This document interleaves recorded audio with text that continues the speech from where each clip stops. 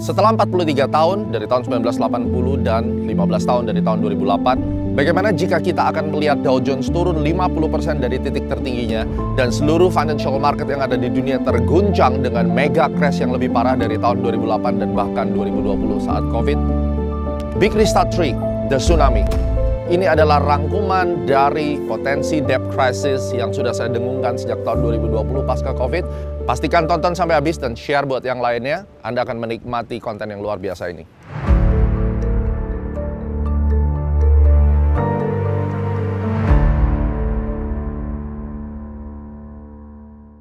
Depression bisa saja terjadi, namun jika ditanggulangi dengan baik, mungkin saja kita bisa terlepas dari depression. Namun yang penting, kalau kita sudah bersiap, maka kita akan punya strategi jika skenario ini terjadi. Selamat menikmati. Di video-video sebelumnya, saya hanya berpikir tentang debt crisis, dan itu jelas. Pada saat COVID terjadi, orang harus tutup bisnisnya, dan untuk re-operate kembali, mereka harus hutang. Dan waktu itu saya berpikir jelas tidak akan mudah orang untuk membayar hutang setelah bisnisnya hancur berantakan, maka resiko debt crisis itu pasti akan terjadi di tahun 2020. Di konten-konten ini saya buat. Ternyata segala sesuatu berkembang lebih liar dan saya menyebutnya the perfect storm 5 dimensions. Wow, the first dimension adalah interest rate yang mengakibatkan the second dimension terjadinya debt crisis dan bank crisis. Debt crisis jelas akan disebabkan karena orang gagal bayar dan mereka pada akhirnya default, terjadi non-performing loan di hampir semua bank. Setelah COVID yang belum berakhir, inflasi naik luar biasa karena Ukraine dan Rusia perang. Dimension yang ketiga kita bisa melihat terjadinya US debt ceiling yang akan kita bahas setelah ini. Dimensi yang keempat, Anda sedang melihat kemungkinan perlambatan ekonomi global yang pernah terjadi tahun 2013, kemungkinan besar akan terjadi di sini. Dan berikutnya diikuti dengan orang-orang tidak percaya lagi dengan Amerika. Ini adalah dimensi yang kelima. Mereka bersatu membuat sebuah organisasi atau perkumpulan yang disebut dengan BRICS, di mana mereka mencoba untuk meninggalkan US dollar. Dan kita tahu yang akan menjadi masalah adalah respon daripada Amerika ketika semua orang berusaha menyerang Amerika. Saya melihat akan terjadi the next trade war plus BRICS issue yang akan menggoncang financial system yang ada di dunia. Dan kelima-limanya kita bahas sesaat lagi.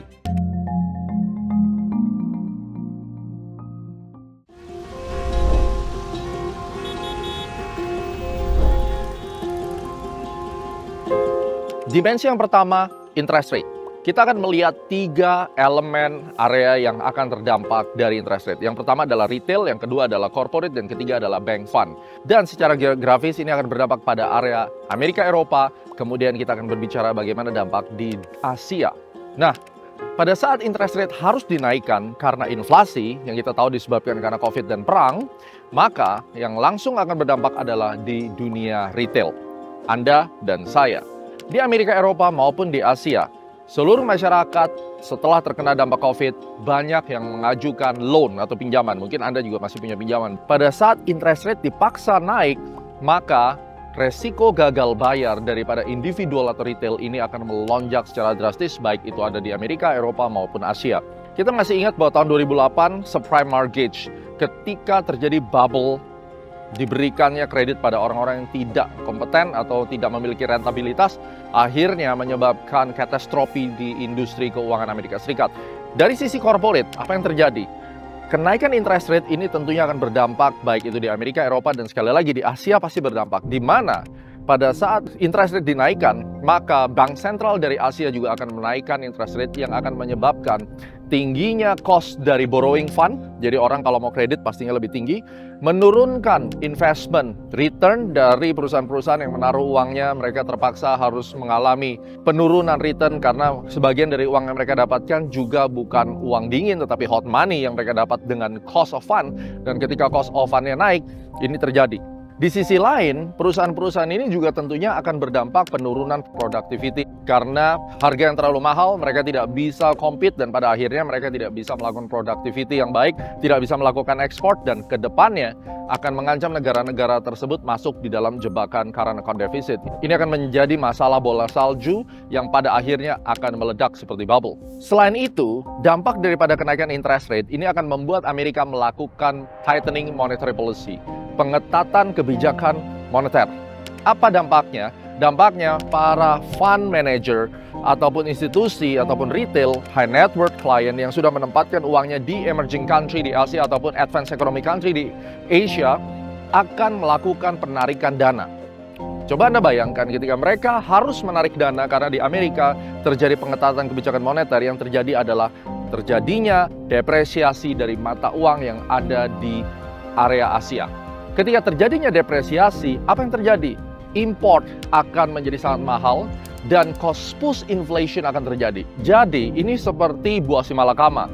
Untuk menekan inflasi, suku bunga harus dinaikkan, tetapi juga berdampak pada kemungkinan monetary policy tightening dari Amerika yang membuat mereka melakukan withdrawal uang dari Asia dan pada akhirnya menyebabkan import menjadi mahal, cost push inflation terjadi lagi, dan akhirnya kembali lagi dalam lubang yang sama, ke dimensi-dimensi yang lain.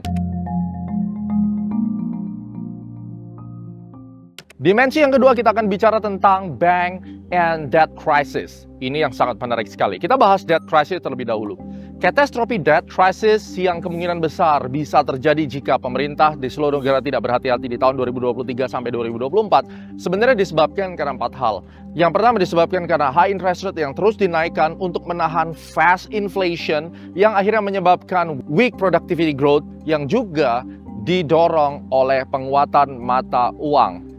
Terkait debt crisis, saya punya data yang sangat menarik yang dikeluarkan oleh IMF. Dari sini kita bisa lihat sejak tahun 1980 dimulai dengan Continental Illinois crash, kemudian Safe and Loan crash, diikuti dengan Asian Financial Crisis crash, dan kemudian di tahun 2000-an Anda mengenal .com crash, itu adalah bubble yang besar, diikuti 8 tahun kemudian oleh Global Financial Crisis di-trigger oleh subprime mortgage yang pada akhirnya dilanjutkan di tahun 2023. Di mana COVID crash? Kalau Anda perhatikan, ini tidak bicara tentang COVID crash, tetapi setiap crash yang disebabkan karena interest rate di atas 5%. Kalau Anda bisa lihat dari grafik ini, semua crash ini terjadi setelah interest rate naik di atas 5%. Dan yang terakhir di tahun 2023, bahwa the Fed rate hikes menuju ke 5% atau lebih, ini secara historis sangat berbahaya. Kenapa? Apabila ini terjadi, maka Anda sedang melihat another debt crisis yang mungkin lebih besar daripada global financial crisis yang harus terjadi. Ini merupakan data yang perlu diperhatikan karena apabila the Fed terus menaikkan suku bunga dan global central bank akhirnya juga mengikuti menaikkan suku bunga, the debt crisis tidak akan dapat terhindarkan berdasarkan historik. Bank crisis yang terjadi pertama kali adalah Credit Suisse yang kemudian diikuti oleh SVB. Dan SVB ini menarik banget. Silicon Valley Bank, mereka mendapatkan dana deposito dari para startup players. Startup players mendapatkan funding dari angel investor dengan sangat mudah ketika COVID. Mereka memasukkan dananya di tech companies, kemudian sisa dana yang tidak diinvestasikan di dalam project dititipkan ke SVB dalam bentuk short term deposito. Nah, yang jadi masalah, pada saat mereka menaruh dana tersebut di short term deposit, SVB mereinvestasikan dananya di long term investment. Pada saat itu, long term investment rate lebih tinggi daripada short term deposit rate.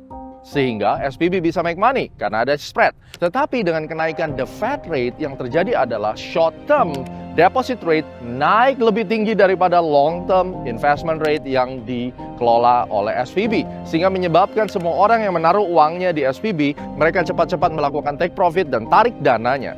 Ini yang menjadi masalah ketika mereka mencoba menarik dananya, sedangkan dana yang dititipkan di SVB sedang berada di dalam long term investment. Mau tidak mau, SVB harus melakukan cut loss, dan pada saat tersebut cut loss dilakukan pada value yang jauh lebih rendah dari harga yang dia investasikan di awal. Ini menyebabkan SVB mengalami rugi besar-besaran, uang tidak tersedia, dan harus mengibarkan bendera putih bahwa SVB membutuhkan $2 miliar untuk menutup lubang ini. Anda bisa bayangkan kan, ini yang terjadi di dalam skenario SVB, yang kemudian diikuti dengan First Republic Bank, di mana masyarakat mengalami trauma dengan gagal bayar SVB, sehingga mereka melakukan withdrawal dari First Republic Bank karena mereka beranggapan bahwa ini adalah bank regional, bank kecil yang tidak sebesar bank-bank besar seperti Citibank, HSBC, Bank of America, dan yang lainnya. Akhirnya, apa yang terjadi?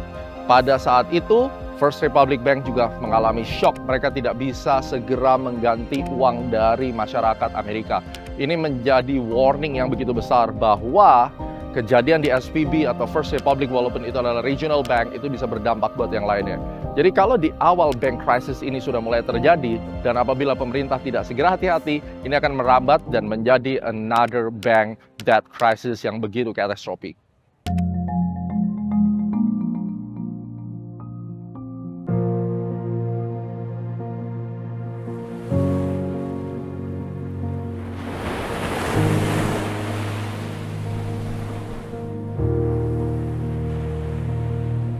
Dimensi yang ketiga adalah US debt ceiling.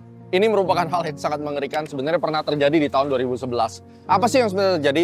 Amerika, kapasitas dia untuk bisa berutang udah mentok 31,4 triliun dolar, itu udah mentok, dan jatuh temponya nanti di bulan Juni 2023. Amerika punya waktu kurang lebih sampai bulan September. Jadi ada waktu 3 bulan untuk menyelesaikan masalah US debt ceiling.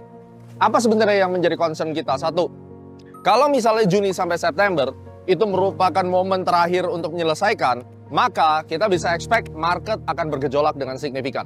Jadi hati-hati buat short term maupun mid term trader, mungkin lebih baik kita akan keluar, karena pada saat itu matahari sudah masuk ke Gemini dan kemudian akan masuk ke Cancer, yang pada umumnya apabila Anda bisa melihat secara siklus Januari dan Juli, kemungkinan besar akan terjadi peak atau new target high dan kemudian turun ke bawah. Nah, US debt ceiling 31,4 triliun.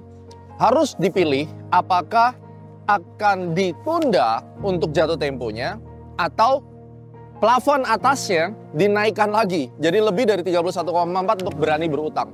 Nah, Amerika utang sebanyak itu sebenarnya source-nya siapa saja? Kurang lebih sekitar 60% itu adalah utang ke publik, baik itu domestik maupun foreign. Kemudian ada sekitar 20% itu utangnya ke Federal Reserve. Sisanya utangnya kepada military, kemudian ke pension fund, social security, dan seterusnya. Nah, ini yang sangat berbahaya.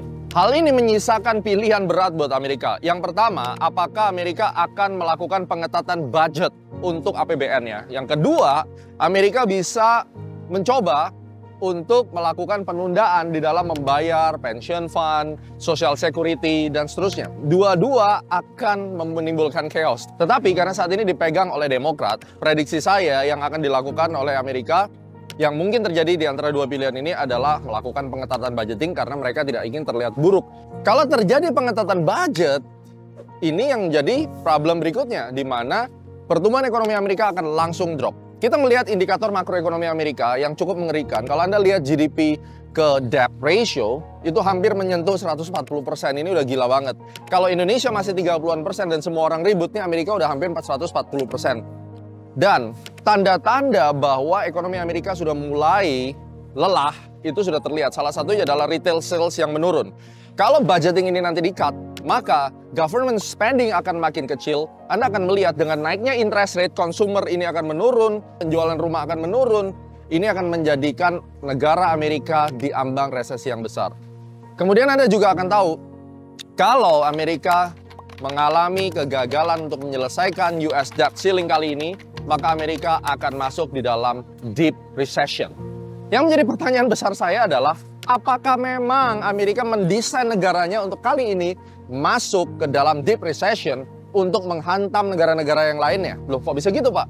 Ingat, pemegang hutang Amerika itu ada Jepang, China, dan negara-negara yang lain. Kalau Amerika menghancurkan dirinya sendiri dengan masuk melalui deep recession, apa yang akan terjadi? Semua negara-negara yang sudah menghutangi Amerika akan kolaps. Dan pada saat resesi terjadi, bagaimana dampaknya untuk negara-negara di Asia? Negara-negara di Asia akan sangat berdampak, khususnya negara seperti Singapura, India, negara-negara yang destination ekspornya menuju ke Amerika. Ketika Amerika masuk ke deep recession, ini akan menghajar secara otomatis negara-negara eksportir. Maka tidak akan lama lagi, emerging country juga akan mengalami resesi besar. Jadi kalau kita pikir-pikir, kalau cuma hanya COVID saja tidak akan membuat deep recession. Tetapi Amerika, sekali lagi, kalau Anda lihat dari 5 dimension ini dihimpit dari 5 hal. Dan US debt ceiling ini merupakan internal problem yang kalau keputusan diambil oleh Amerika itu salah, ini akan berdampak luas. Apakah akan diterbitkan platinum coin senilai 1 triliun dolar? Ini ditolak oleh Janet Yellen karena dianggap ini akan menjadi gimmick. Dan saya percaya kalau digelontorkan uang 1 triliun US dollar kepada sistem financial, walaupun katanya itu tidak akan serta-merta diberikan bailout kepada masyarakat seperti tahun 2007, tetapi akan dimasukkan di dalam sistem jaminan sosial dan seterusnya, tetap menurut saya akan menyebabkan inflasi yang besar sekali. Maka menurut Yellen ini tidak akan diambil, dan saya cukup setuju jangan sampai mengeluarkan platinum coin ini. Kemungkinan besar pilihan beratnya adalah quantitative easing seperti yang pernah dilakukan. Tapi dengan inflasi yang cukup tinggi seperti ini, mungkin quantitative easing bukan menjadi pilihan juga. So, kita lihat dimensi selanjutnya.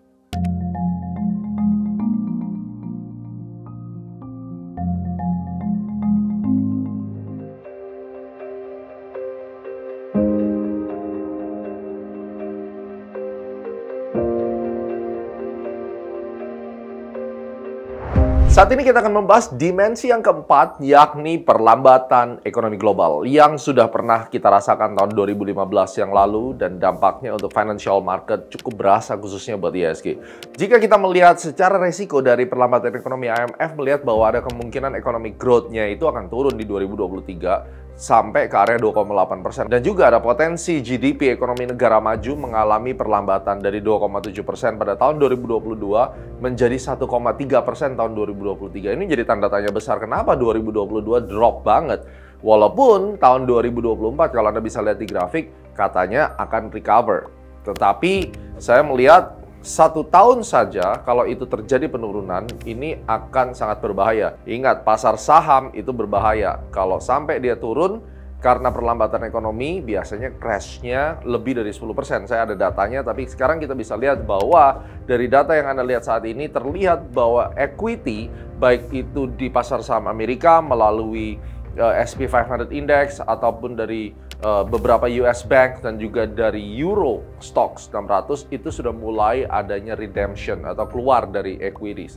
Bukan cuma itu aja guys, bahkan dari pasar real estate perumahan ada risiko bahwa koreksi harga yang cukup tajam bisa saja terjadi jika suku bunga terus dinaikkan dan imbas pendanaan kredit yang lebih ketat. Sekali lagi, perekonomian global saat ini dengan kondisi yang ada berada pada kondisi yang tidak pasti dan cukup mengkhawatirkan. Hal ini dapat tercermin dari penurunan kepercayaan konsumen atau consumer confidence di beberapa negara maju. Anda bisa lihat grafiknya, rata-rata semua drop dari United States, Euro area, China, consumer confidence-nya turun. Dan Anda tahu kalau consumer confidence turun artinya apa? Daya beli sebentar lagi turun dan tentunya tidak ada spending secara retail yang akan mengakibatkan ekonomi melambat. Sebagai konfirmasi, perlambatan ekonomi dunia bukan hanya disebut oleh IMF, tetapi World Bank juga sudah mulai menyuarakan bahwa pertumbuhan ekonomi global diproyeksikan cuma 1,7% di tahun 2023. Nah, yang jadi masalah sekarang, Bank of America itu mengeluarkan data, di mana di Amerika itu terjadinya kontraksi dari pertumbuhan upah, gaji setelah pajak, dan itu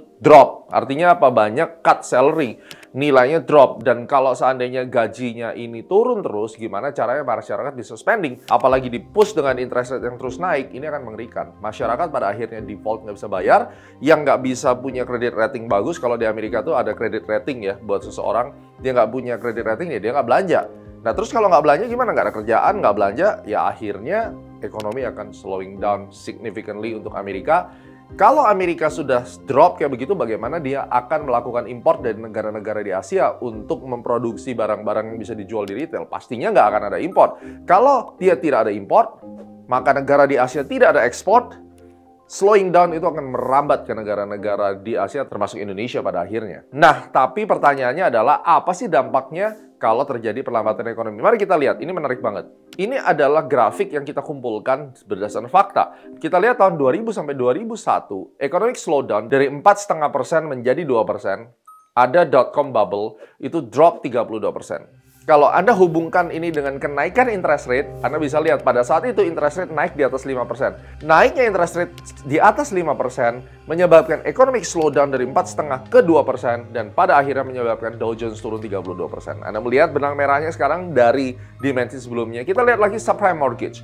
Kenaikan suku bunga 5% atau lebih menyebabkan recession pada saat itu turun dari 4,4% sampai 1,3% karena bunga tinggi terjadinya gagal bayar, subprime mortgage terjadi, Dow Jones minus 50%. Lihat tahun 2011, European debt crisis, economic slowdown lagi 4,5% sampai 2,7%, Dow Jones minus 15%. Pandemic COVID nggak usah ditanya, kita tahu Dow Jones minus 38%. Mungkin Anda baru kenal pasar modal ketika 2019 atau 2020. Ini sangat-sangat realistis dan kemungkinan besar akan terjadi di tahun 2023. Dimensi yang kelima adalah proses keroyokan negara-negara lain kepada US. BRICS. Ada beberapa negara, BRICS adalah akronim dari Brasil, Rusia, India, China, dan Afrika Selatan. Dan kita tahu bahwa kelima negara ini adalah negara yang cukup kuat. Bahayanya adalah BRICS akan membuat mata uang tunggal yang akan digunakan untuk bertransaksi di perdagangan antar negara. Ini keren banget, ini udah kayak New World Order sebenarnya. Yang menjadi ancaman, BRICS memiliki keanggotaan yang sangat kuat dan tercermin dari ekonomi growth negara-negara yang tergabung di dalamnya. Kalau kita bicara perlambatan ekonomi global itu munculnya di Amerika dan Eropa, justru IMF melihat bahwa negara-negara emerging country itu tidak akan terlalu berdampak di tahun 2023. Dan kalau itu mereka bersatu melawan Amerika, ini akan menjadi masalah. Maka de-dollarization atau bersama-sama untuk kita buang dump dolar sekarang ini menjadi momentum utama untuk menjadi masalah. Satu, China dan Rusia mulai berdagang dalam mata uang mereka sendiri. Kedua, China dan Brasil juga menghapus dolar dalam perdagangan bilateral mereka. Yang ketiga, United Arab Emirates menjual gasnya dalam bentuk pembayaran yuan. Wow. Dan yang keempat, negara-negara Asia Tenggara seperti yang dijalin oleh Indonesia dengan Korea mulai mempromosikan sistem pembayaran lokal. Bahkan bukan hanya BRICS saja yang mulai membuat mata uang baru, guys. Negara Amerika Latin, contohnya Argentina, mulai membuat mata uang baru dalam perdagangan regional yang disebut sebagai SUR. Terpantau sampai saat ini terjadi penurunan penggunaan US dollar itu sebanyak 58,4% yang merupakan titik terendah sejak 1994. Artinya dolar mulai ditinggalin. Ini masalahnya. Sekarang kalau terjadi de-dollarisasi, yang akan terjadi adalah US dollar akan menjadi lemah dan kemudian masyarakat yang ada di Amerika mereka akan merasa mahal sekali. Kalau mereka merasa mahal, mereka tidak akan beli barang, tidak akan terjadi import, dan ini akan terus berputar seperti itu. Yang kedua, minat investor terhadap obligasi Amerika ini mengerikan. Jika negara-negara yang sebelumnya menggunakan dolar Amerika sebagai mata uang cadangan beralih ke mata uang yang lain seperti euro atau yuan China, maka investor mungkin lebih memilih untuk membeli obligasi pemerintah dari negara lain daripada ke Amerika, walaupun Amerika AAA. Yang jadi masalah kalau kredit ratingnya nanti turun, nah bagaimana utang Amerika terhadap negara-negara lain seperti Jepang, China, dan seterusnya yang begitu besar? Tentunya waktu itu negara lain utang karena Amerika AAA. Nah sekarang gara-gara ini Amerika drop jauh. We don't know kalau mereka melakukan redemption dan Amerika tidak bisa memenuhi redemptionnya, dengan kata lain diajak mati bareng, wow, kita akan masuk di dalam babak yang tidak pernah kita bayangkan sebelumnya. So, apakah Dow Jones akan benar-benar turun sampai 50%? Ingat sekali lagi, bisa terjadi semua skenario ini, bisa juga tidak, tetapi setidaknya kita sebagai pebisnis, kita sebagai tradepreneur harus bersiap-siap. So, langsung kita lihat bagaimana analisis Dow Jones. Kita tahu bahwa Amerika Serikat sangat erat hubungannya dengan presidential election, yang mana tahun 2024 ini menarik karena Indonesia dan Amerika bersama-sama mengadakan election. Nah, pemilu ini menjadi concern kita. Pertanyaannya adalah kenapa? Simpelnya, setiap pemilihan presiden Amerika Serikat dan presiden yang terpilih tentu memiliki kebijakan tersendiri dalam perekonomian. Pilihannya adalah either Republik atau Demokrat. Demokrat lebih memilih kebijakan yang populis untuk pencitraan mereka, sedangkan Republik lebih kepada kebijakan-kebijakan yang pro pemerintah biasanya. Dan hal ini akan menyebabkan gejolak. Anda harus tahu bahwa US Bank juga mengkonfirmasi bahwa berdasarkan data dari 90 tahun terakhir, sejak tahun 1930-an, ada rata-rata bahwa setiap menjelang pemilihan presiden, baik untuk pasar saham dan obligasi, akan menunjukkan kinerja yang melemah. Pada tahun 2004 ketika terjadi pemilu di bulan November, beberapa waktu sebelumnya Amerika dihadapkan dengan dot-com bubble. Kemudian tahun 2008 terjadi pemilu, Amerika juga dihadapkan dengan subprime mortgage.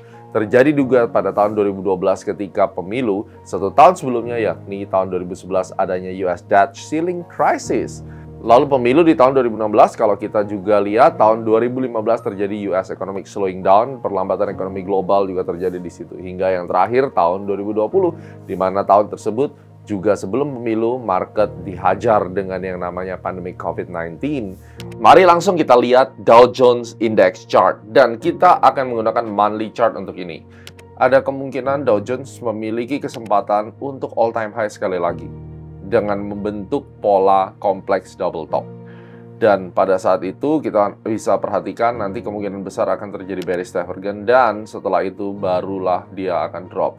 Ini yang saya anggap sebagai proses di dalam Dow Jones itu akan mengalami crash besar ketika deep recession itu benar-benar terjadi, maka ini yang akan kita hadapi bersama. Oke, tahun 2023 dia berusaha untuk naik, kemungkinan kemiringannya segini ya, terjadinya upside movement, all time high menyentuh monthly high yang ada di all time high yang ada di Januari, kemudian di tahun 2023-nya menjelang pemilu dia mulai drop ya. Apakah ini nanti dropnya ada kenaikan sedikit membentuk ABC correction? Boleh-boleh saja, chill. Terus kemudian dia drop sharply menuju ke area bawah. Ini yang saya bilang, kalau seandainya dia all time high sampai 38.000 atau 39.000 atau mungkin naik dikit ya antara 37,5 sampai 39.000 roughly di area situ, kemudian dia drop ke bawah. Kalau kita lihat kenapa di sini, ingat candle yang panjang ini merupakan candle ketika crash COVID dan di sini banyak sekali liquidity pool. Artinya apa? Pada saat harga turun ini akan melakukan liquidity sweep. Artinya apa? Banyak orderan yang akan diambil di sini berdasarkan konsep smart money konsep misalnya ya. Dan kalau kita menggunakan classic reason, Anda bisa perhatikan di sini ada very strong resistance yang menjadi support ya, karena di sini harga turun dan tidak menembus level 18.000 pada saat Covid, kemudian harga naik kembali, maka selain di sini banyak liquidity, maka harga akan dipaksa turun sampai 18.000. Dan level ini saja, kalau asumsi ini benar-benar terjadi, misalnya dia naik sampai ke atas ini dan ke bawah, ini kurang lebih sekitar 50%. Nah, skenario ini 50% penurunan sudah pernah terjadi, bukan baru-baru saja. Khususnya di subprime mortgage turun sampai 50%. Dengan 5 dimensions yang begitu besar, maka tidak menutup kemungkinan bahwa 50%-nya akan terjadi lagi. Opsi yang kedua, mungkin dia tidak all time high, tidak sempat all time high, justru dia akan naik sedikit di sini membentuk lower high, dan ini opsi yang kedua, oke, dan kemudian langsung drop.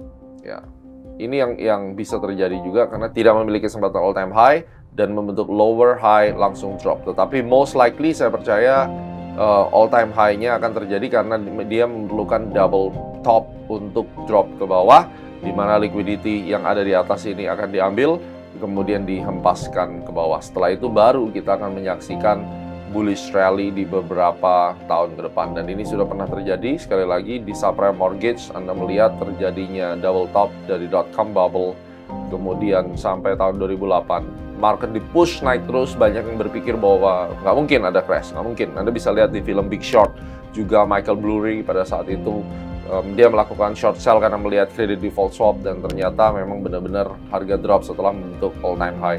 Liquidity sweep di sini diambil ya, dan kemudian harga drop terus menembus support yang bawah. Sekali lagi, semua orang banyak yang cut loss, another liquidity sweep, dan kemudian harganya kembali naik. Ini akan berulang harusnya.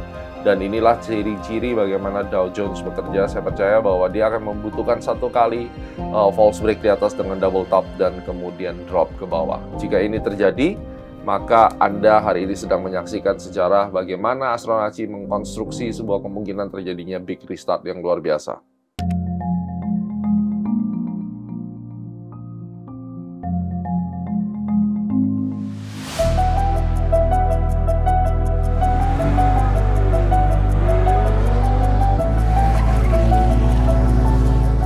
Kita sudah mengikuti keseluruhan dari rangkaian Big Restart yang ketiga. Lantas bagaimana saran kita untuk pemerintah Indonesia? IMF sudah memberikan recommendation untuk global government, tetapi hari ini Astronaci memilih untuk memberikan gambaran rekomendasi untuk pemerintah Indonesia. Ada 9 poin yang mana kita akan mengacu seandainya perlambatan ekonomi, debt crisis itu pada akhirnya sampai ke emerging country. Yang pertama adalah ekspor Indonesia harus mendapatkan insentif. Satu, tax holiday untuk para eksportir agar surplus ekonomi kita tetap terjaga dan productivity untuk terus kita bisa dapatkan income melalui ekspor bisa tetap di-maintain dengan baik. Yang kedua adalah perizinan ekspor harus dipermudah. Pak Jokowi dan segenap jajaran, mungkin presiden yang baru nanti di tahun 2024 harus benar-benar fokus untuk memberantas korupsi dan kemudian budaya birokrasi yang berbelit-belit di ranah ekspor. Ini Kementerian Perdagangan juga harus turun tangan, termasuk Kementerian Keuangan. Yang ketiga, kita tahu bahwa domestik Indonesia harus kuat. Oleh karena itu, penguatan di sektor home industry maupun UMKM itu harus digalakkan. Kalau pemerintah perlu memberikan insentif, berikanlah insentif. Kalau memberikan kemudahan dari sistem perizinan, birokrasi, tolong harus segera dilakukan karena ini akan sangat penting sekali di dalam memperlancar domestic spending maupun pertumbuhan ekonomi per provinsi. Ini akan sangat membantu pertumbuhan ekonomi domestik Indonesia. Yang keempat, kita harus fokus kepada menahan harga BBM untuk kali ini jangan lagi dinaikkan di era inflasi yang mengancam. Caranya bagaimana? Memang kita tidak bisa memberikan APBN yang begitu banyak, mengalokasikannya kepada BBM. Oleh karena itu pemerintah harus pintar-pintar untuk cutting budget untuk beberapa proyek-proyek yang masih jangka panjang dan tidak relevan dengan ancaman global crisis ini. Dan APBN ataupun budget tersebut akan dialokasikan untuk menahan kenaikan harga BBM agar masyarakat di level menengah ke bawah mereka tidak akan kesulitan hidup karena harga naik. Ingat, semuanya selalu dari grassroots dan kemudian nanti akan masuk ke tengah dan ini akan menjadi masalah.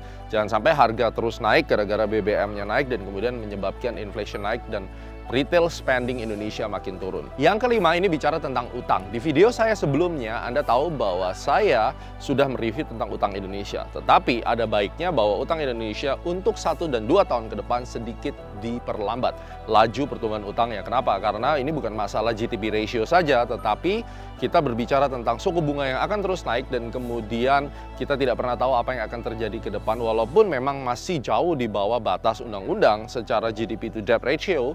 Tetapi apabila nanti persentasenya tiba-tiba naik tanpa terkontrol 40, 50, 60% akan menjadi malapetaka jika kita tidak memiliki budget untuk membayar dan akhirnya ketika suku bunga terus naik Indonesia akan dibebankan dengan interest rate yang besar sekali. Ini cukup wajar, memang kita perlu pembangunan, kita perlu berhutang untuk pembangunan, it's fine, tetapi perlu kita perhatikan dalam 1-2 tahun ke depan kita mungkin sedikit ngerem dan kita fokuskan budget tersebut untuk memperkokoh domestic growth di Indonesia. Yang keenam, kita bicara tentang bagaimana kita menciptakan devisa melalui pariwisata. Saya ke Bali, saya melihat bahwa Bali sudah hampir recovery penuh dan saya sangat happy. Mari pemerintah melalui Kementerian Pariwisata kita bersama-sama untuk meningkatkan pariwisata yang lebih dahsyat di Indonesia. Tentunya dengan strategi-strategi yang sudah dibuat dan juga pastikan bahwa turis-turis ini terjamin keselamatan dan kenyamanannya, terhindar dari oknum-oknum yang diduga mencoba memeras seperti berita-berita yang muncul di sosial media. Kalau ini benar, maka ini akan menghambat proses daya tarik pariwisata yang ada di Indonesia khususnya setelah pemulihan COVID dan kita masih diancam dengan global recession. Tentunya kita harus pintar-pintar bagaimana menjual pariwisata Indonesia dengan baik. Yang ketujuh, kita tidak bisa bergantung sepenuhnya pada import pangan. Jadi strategi daripada Pak Jokowi bersama Pak Muldoko untuk meningkatkan ketahanan pangan melalui istana dikampanyekan bahwa di Indonesia fokus meningkatkan ketahanan pangan, bekerja sama dengan Kementerian Agraria, Kementerian Perdagangan, Kementerian Kelautan untuk mengoptimasi sumber daya alam Indonesia untuk bisa dinikmati bangsa sendiri. Ini sangatlah krusial di dalam membantu mempertahankan posisi Indonesia di posisi aman ketika ancaman resesi global itu datang. Yang kedelapan, pastikan kita mendukung pemerintah untuk menjalankan dan mensukseskan proses hilirisasi sumber daya alam Indonesia agar lebih banyak income yang bisa didapatkan dan janganlah sampai Indonesia ini menjadi ladang eksploitasi oleh bangsa asing di dalam raw materials yang ada di bangsa kita. Dan yang kesembilan, yang terakhir, masyarakat juga harus terus mendukung pemerintah bukan dengan cacian, bulian, nyinyir, dan seterusnya bahwa apabila pemerintah mengundang investor asing masuk ke Indonesia, itu bukan kita pro asing, tetapi kita benar-benar membutuhkan foreign direct investment, uang yang dari luar masuk, dan menciptakan tenaga kerja, terlepas itu dari negara manapun, bisa dari China, bisa dari Jepang, bisa dari Eropa, siapapun berinvestasi, meningkatkan iklim investasi yang baik dan benar di Indonesia, yang pada akhirnya ada uang berputar lebih baik, pertumbuhan ekonomi menjadi lebih baik, dan Anda dan saya hidup dengan lebih baik. Nah, sekarang bagaimana untuk Anda dan saya sebagai seorang investor atau trader? Ini kata-kata kunci yang penting untuk Anda perhatikan. Setiap kali terjadi market crash, mau itu tahun 1980, 98, tahun 2000, 2008, semua akan berakhir dengan bullish trend kembali. Terbukti, COVID-19 setelah jatuh karena wabah yang belum pernah terjadi, tetap financial market naik kembali. Oleh karena itu ada 3 hal yang perlu Anda perhatikan. 1, ketika sudah ada tanda-tanda market akan crash dan semuanya sepakat, apalagi di Astronaci melalui eClub Super App sudah memberikan update tentang itu, Anda bisa download dan nikmati warning gratisnya, ada daily briefing setiap hari. Jika itu sudah terjadi, silakan check out dari pasar saham dan kemudian masuk kembali ke pasar saham Indonesia. Ingat, pasar saham Indonesia ketika harga saham sudah terdiskon lebih dari 60%, wajib membeli saham-sahamnya. Sektornya nanti saya akan update, tapi yang jelas, beli saham Indonesia ketika sudah terdiskon 50 sampai bahkan 60% pada saat market crash. Buy at bottom. Jangan takut, karena returnnya bisa 80 sampai 200% guys. Tergantung jenis sahamnya tentunya, dan ini pasti akan terjadi karena kita melihat dari keseluruhan sejak tahun 1980-an. Yang kedua, obligasi pemerintah. Carilah obligasi pemerintah yang memiliki kredit bagus, kredit rating bagus, Indonesia salah satunya.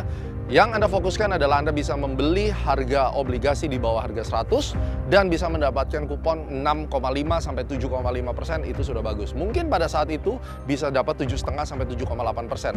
Ini boleh untuk parkir dana. Yang ketiga, berhati-hatilah menempatkan dana di bank-bank yang tidak memiliki daya tahan kuat. Bank-bank yang memiliki kapitalisasi besar, cadangan account reserve yang bagus, itu boleh kita simpan uang kita di situ. Tapi hindari bank-bank kecil karena ini akan berbahaya apalagi tidak dijamin LPS. Kemudian yang keempat, emas tetap akan menjadi solusi safe haven. Seperti data yang Anda bisa lihat, terbukti setiap krisis emas memiliki demand yang sangat besar dan menjadi satu-satunya metal mining yang disasar oleh investor untuk menitipkan uangnya atau melakukan hedging dari hancurnya sektor keuangan. Dan prediksi Astronaci melalui konten ini, saya melihat gold bisa mencapai 2.330. Jika itu terjadi, jangan lupa traktir saya suatu hari nanti untuk makan-makan bersama. So, inilah Big Restart 3. Bisa terjadi, bisa juga pada saat pemerintah global mengambil keputusan yang bijak, kita bisa terhindar. Yang saya doakan adalah, mari apapun yang terjadi, kita tetap kuat, kita bersatu sebagai warga negara Indonesia, dan kita akan melalui ancaman-ancaman ini tetap profit di dalam financial market.